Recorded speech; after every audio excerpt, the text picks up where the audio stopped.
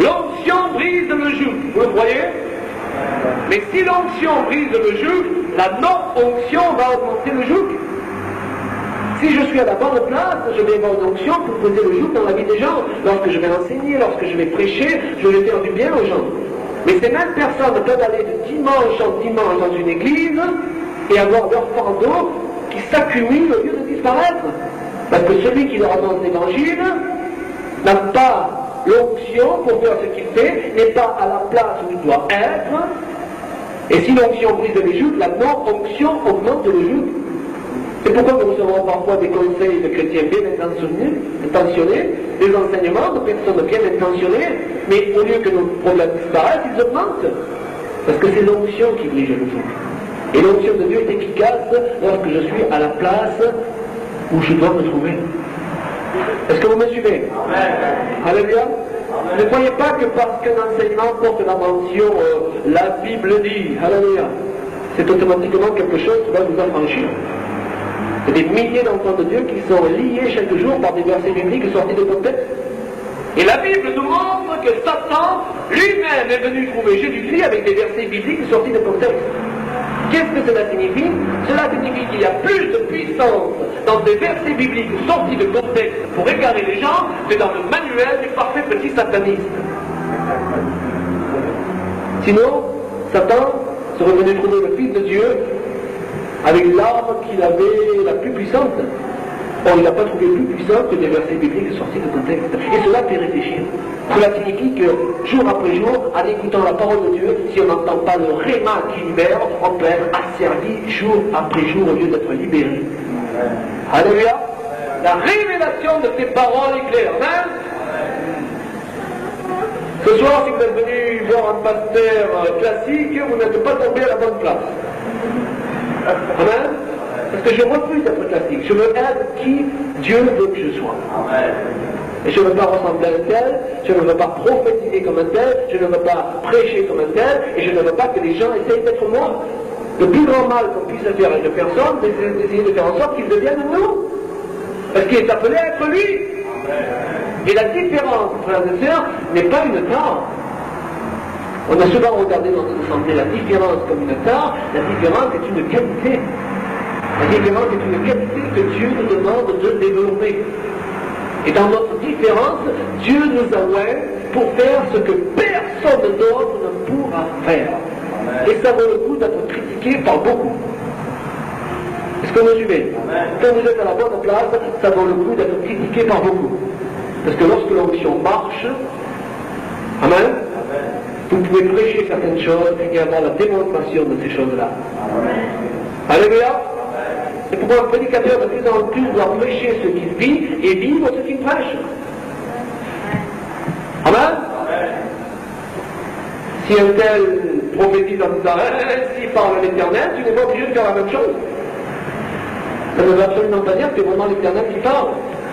Nous devons devenir vrais de plus en plus. Alléluia. Ce que nous avons besoin, c'est d'une onction qui brise les jougs. Ce n'est pas de la religion. Alléluia. Est-ce que ce que nous entendons brise les jougs dans nos vies? Seigneur, nous voulons être à la place que tu nous as destinée de toute éternité.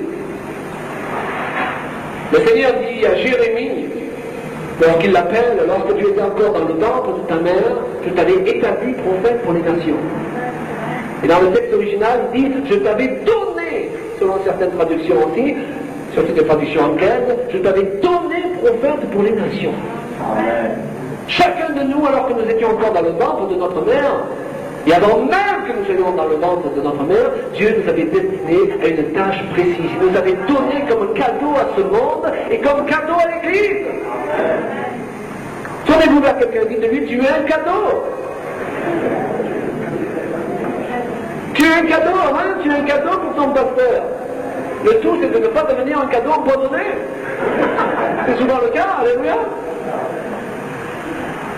Tu n'es pas là pour un cadeau empoisonné, tu es là pour un cadeau pour les autres, alléluia. Vous savez, certains chrétiens, on dirait qu'ils osent en disant, donnez-moi quelque chose de simple et je vous le rends compliqué. Alors que notre mission, c'est tout le contraire, c'est de prendre les choses compliquées et de les rendre simples. Amen. Moi, je ne supporte plus les chrétiens compliqués. Vous voyez ça va? Je ne supporte plus. Parce que ma mission, c'est de décompliquer la vie des gens. Amen. Est-ce que vous me suivez? Amen. Si nous prétendons que nous sommes serviteurs de Dieu et que nous compliquons la vie des gens, nous nous trompons de mission. Amen. Alléluia. L'Éternel nous a oints pour briser les joues, pour porter de bonnes nouvelles aux malheureux. Alléluia. Pour guérir les cœurs brisés, non pas pour aller chercher que Dieu se complaît en te faisant souffrir dans la maladie. Non, la bonne nouvelle, c'est que Dieu veut te sortir de la maladie. Alléluia. La bonne nouvelle, c'est que Dieu veut te sortir de la pauvreté. La bonne nouvelle, c'est que Dieu, il n'a pas choisi certains et pas toi, car la Bible nous dit que Dieu ne fait point de favoritisme. Il a choisi chacun de nous. Il a placé un appel spécial sur chacun de nous. Et si nous ne sommes pas tous appelés à être apôtres ou prophètes, nous sommes certainement tous appelés à rentrer dans les œuvres que Dieu a préparées d'avance pour nous.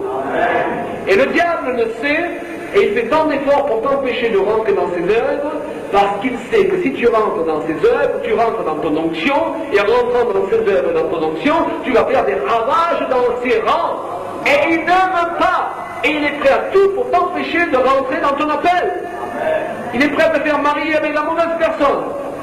Il est prêt à te faire être dans la mauvaise église. Il est prêt à te placer dans n'importe quel contexte, pourvu que tu sois étouffé et que tu ne deviennes pas ce que Dieu a prévu que tu deviennes. Amen. C'est pourquoi ce n'est pas un chrétien du dimanche qui s'empare du royaume de Dieu, ce sont les violents. Alléluia. C'est celui qui saisit sa destinée.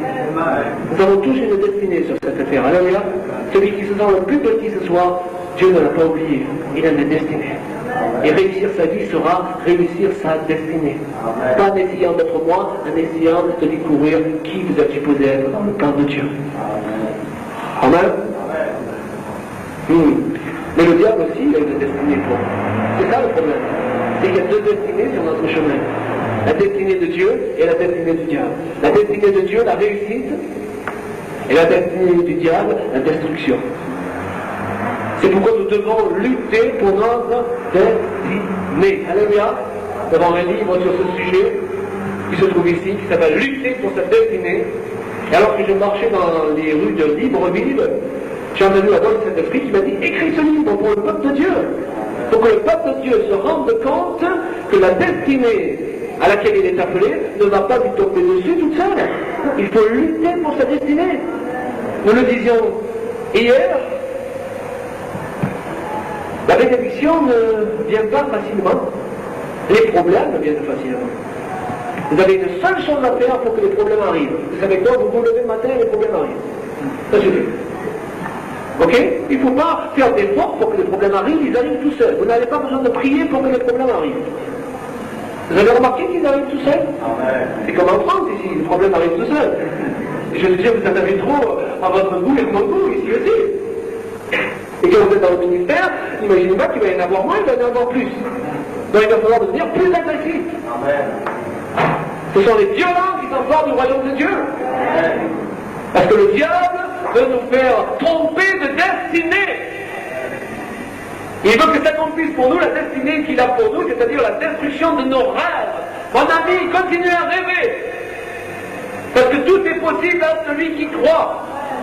Et si tu crois dans ton cœur que ce que tu dis arrive, tu le verras s'accomplir. Alléluia. Tu ne le verras pas peut-être toujours s'accomplir de suite, mais tu finiras par le voir s'accomplir. Et parfois nous choisissons une solution de facilité pour entrer dans notre destinée. La solution qu'a choisi Lot. Et nous rentrons dans la mauvaise destinée.